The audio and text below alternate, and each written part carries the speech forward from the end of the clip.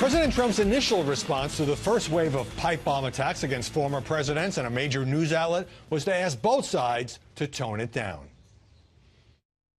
The media also has a responsibility to set a civil tone and to stop the endless hostility and constant negative and oftentimes false attacks and stories. Have to do it. But CNN President Jeff Zucker chastised Trump and Sarah Sanders in saying there's a total and complete lack of understanding at the White House about the seriousness of their continued attacks on the media, and that prompted the president, by the way, to ratchet up his rhetoric on Twitter. A very big part of the anger we see today in our society is caused by the purposely false and inaccurate reporting of the mainstream media that I refer to as fake news, and at his rallies as well. We have seen an effort by the media in recent hours to use the sinister actions of one individual to score political points against me and the Republican Party. Joining us now to analyze the coverage, Emily Jashinsky, culture editor at The Federalist, Sarah Fisher, media reporter for Axios, and Adrienne Elrod, Democratic strategy and former Hillary Clinton campaign aide. Emily, what do you think of journalists and pundits blaming President Trump because of his rhetoric for what was an unknown perpetrator sending pipe bombs to CNN and Barack Obama and the Clintons and Joe Biden and other leading Democrats? I think it's unfortunate, and it takes responsibility away from where it belongs with the sick and twisted individuals who are committing these heinous crimes, whether it's yesterday, whether it was earlier this week with these pipe bombs. To blame anybody but the people responsible for this, I find disgraceful and unfortunate. Of course, my prayers are with the victims of all of these crimes right now, but it was tough to watch some of the media coverage this week as well. Adrienne, and we see this on the synagogue shooting as well, which we'll talk about in moments. No matter how much people may dislike President Trump's rhetoric, fake news, enemy of the American people, against the press, I've been critical of that. Is the finger-pointing unfair when the suspect who was arrested Friday has a long history of crimes and terror threats that way predate Donald Trump even being in politics? The media coverage, the media blaming is not unfair because while I'm not going to sit here and blame Donald Trump for any of this, I will say that the divisive and hateful rhetoric that he has spewed as president of the United States, he did this when he was a candidate. Frankly, it helped get him elected. He's still doing it now as president. That is a big problem here. And what he could have done this week. It's a big problem. It's fine to say that. When you say here, are you tying that to people using bombs and rifles to try to kill other folks? I am saying that there is a divisiveness in this country that the president of the United States has created, and he goes to his rallies. He criticizes the media. We've had media who, of course, have had to have Secret Service protection. He's not doing anything to try to bring this country together. He could have used this moment, and yes, he said a couple things earlier this week to try to, say we need to unify, we need to come together, and then he attacked CNN.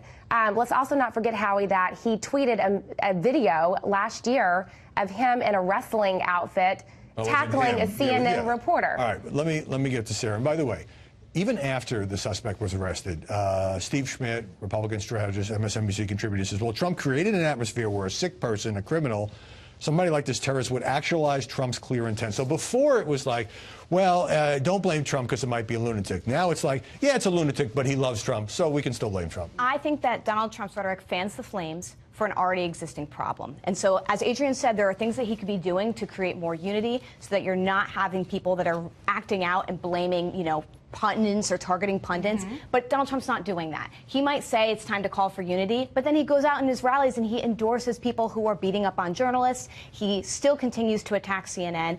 And so I think you're in a little bit of a chicken and the egg situation. Once Donald Trump starts, then the media fights back, and it's not a very presidential thing to start. Well, yeah, there was, by the way, some divisiveness in this country before Donald Trump was elected. Sure. Let's turn the camera around, because here you have Donald Trump saying the media should be more civil, and I'm seeing very little self-reflection on that. Isn't it true that cable news and the web reward divisive rhetoric and play up inflammatory sound bites? This is what's been difficult for me to watch as a conservative, someone who has monitored just terrible media coverage for years, and it's part of the reason that I came to this city to do what I do, because I grew up so frustrated by this. I hesitate to talk about it now because obviously CNN was the victim this week. They had a device sent to their headquarters, whatever. But when you see when you see at rallies people chanting CNN sucks, I would never do it personally. But CNN makes no effort to understand why people feel that way. They do the opposite, right? They act like they're the victims, that they've done nothing wrong to deserve this. And they have played, I mean, the chyrons that CNN ran on their lower thirds this week, some of them were ridiculous. And that's what gets people so upset. And so there's no room for violence. There's no room to be sending devices to CNN. It has to stop. I hate it, but there needs some self-reflection. I want to get to the Chiron, so I'll come to you, Sarah. So, first of all, CNN's New York bureau was evacuated along with the rest of Time Warner Center, and the anchors had to go out on the street and report, Jim Sciutto, Poppy Harlow. So this was personal for CNN, so I understand some of the emotional reaction we are seeing. On the other hand, here's John King, CNN anchor, saying on the air that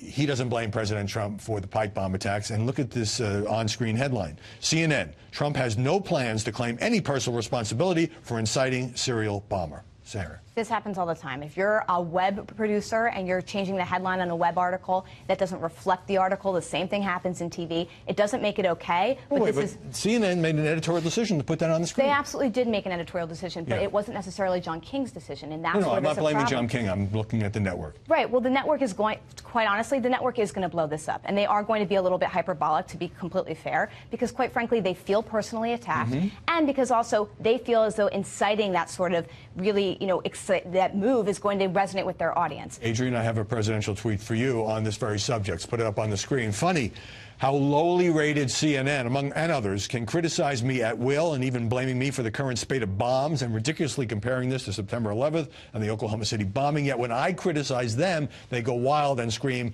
it's just not presidential. Look, Again, I agree with everything that we all said here. This has been an ongoing issue with President Trump and CNN.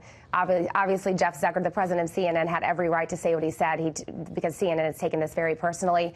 But Donald Trump has a big issue here. Anytime there's an article or any sort of media that he doesn't like that criticizes him, he calls it fake news, when really it's oftentimes covering things that he said, whether he was misspeaking, was lying about something, didn't get his facts straight. And he has really caused a lot of this since the very beginning of when he started running for president. So this is an ongoing issue. I wish that we could take this moment and use it as a reset so that the media and the president could start from ground zero, and we could, I would like to see do a reset. truce, but if anything, there's been an escalation. By the way, this suspect in the mail bombs spewed a lot of threats and hatred on Twitter, and Twitter did nothing. And Twitter needs to step up on this. So there was also a presidential tweet. I'm not going to read the whole thing, but basically he was complaining about all the coverage that the mail bomber was getting, saying this was slowing the momentum of the Republicans in the midterms. News not talking politics. The president took some heat for that. Yeah, and I think it sort of revealed a mindset that I wish the president of the United States didn't have, that when something happens, it's not, you shouldn't automatically be jumping to the political implications of it and how it can be used politically. I didn't like that at all. I mean, this was just such a tough week. There's so many things in so many different directions that were disappointing to see, and that tweet was one of them. And Adrian, a lot of the critiques I find of the president is of his style. So, for example, he didn't mention CNN by name in terms of, he didn't mention Barack Obama, he didn't mention the Clintons, he didn't call any of them. Correct. And I think there was a lot of criticism in the press that, well, these are things a traditional president would do, but as we know, Donald Trump is not a traditional president. Correct, but still, even if he's not a traditional president, there are things that he can still and should do as president of the United States, and he should put all of his his animus aside that he has for Hillary Clinton and Bill Clinton and the Obamas and CNN, and get on the phone and call these people and say, let's use this as a moment to come together. And I'm sorry that you went through this. He didn't do it. Yeah. Even if he's not traditional, he still should have done that. He could have said, look, I've been highly critical of CNN, and I stand by that criticism, but it is greatly unfortunate that these pipe bombs were sent, and, people felt threatened. I mean, you think about people losing their lives, whether it's somebody in the mailroom or one of the anchors. The New York Times had a wrap-up the other day about the conspiracy theory that went out there before the arrest, that this was some left-wing scam. These were harmless bombs sent by Democratic operatives to generate sympathy, and talking about how it spread from certain fringe conservative websites. People like Ann Coulter, the mainstream media. Lou Dobbs had a tweet that he posted and then deleted talking about fake bombs. Are some in the media too quick to give these conspiracy theories oxygen? Obviously, we know now it's not true because of the person who was arrested. I think a lot in the media are really too quick to give some of them oxygen. And part of the problem, again, as you mentioned, is social media. You see these conspiracy theories and hashtags go viral instantly overnight. And so there's a sense of false authority, like they're getting tons of pickup, when in reality, it's just fanning the flames. It's not. Right. So then television producers see this and they say, oh, this has got, 1,000 retweets or 1 million likes or whatever. And I guess it's news and we ought to at least report it. We're not endorsing it, but then you are kind of spreading it. And I think we need to be a lot more cautious about that.